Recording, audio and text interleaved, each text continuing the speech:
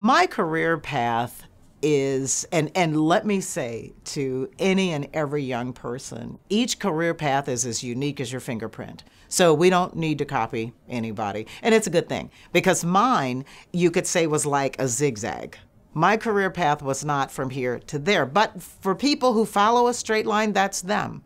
My career path started in television news by a fluke because I was invited to do a talk show when I was a campus queen at my college in a small city.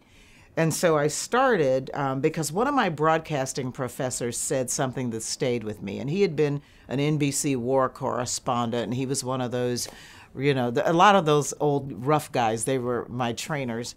And he said, for the most part, it's so difficult to get into television. Half of you will be selling shoes, and and that other quarter will never see the inside of a television station. So once I had an opportunity at age 19 or 20, I was afraid to give it up. So I had a part-time job. So I was working and going to school, which was difficult. But you do, when you're doing what you enjoy, and I was learning what I enjoyed learning from every aspect of the television business. So I started with that, and I worked at what amounted to 4 or 5 different television stations in my TV career. Once I got to CBS in Houston, I got married. And that, for me, changed my interests. I did have an offer from CNN, but I turned it down because I decided that my path was to have children and to be married.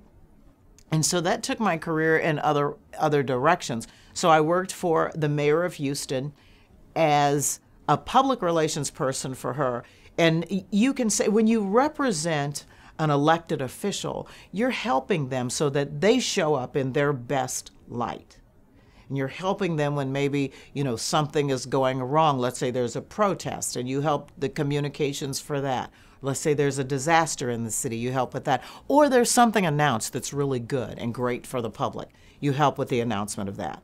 So I ended up working in politics, working both in City Hall as well as political campaigns. Once again, strategizing media coverage, media relationships, how to work with news reporters. And so I did that. I ended up working in a couple of congressional campaigns because of that. Now, these political experiences led me to large public relations and advertising firms that were based in New York. So I had those opportunities. Now, you see the chain that's building? So the television led the mayor to call me and say, I want you on my staff, which led me in this political circle for a while, still doing that news, knowledge, media, public relations.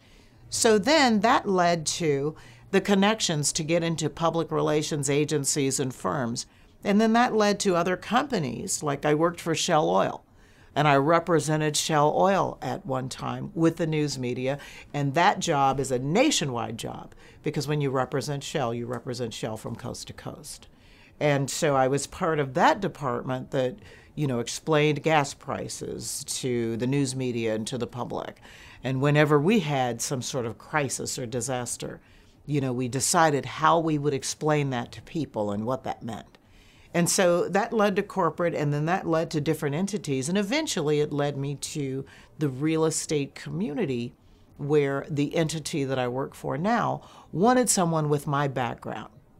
Now, it sounds like a patchwork quilt, but when you look at it, it all makes sense because it all surrounds communications.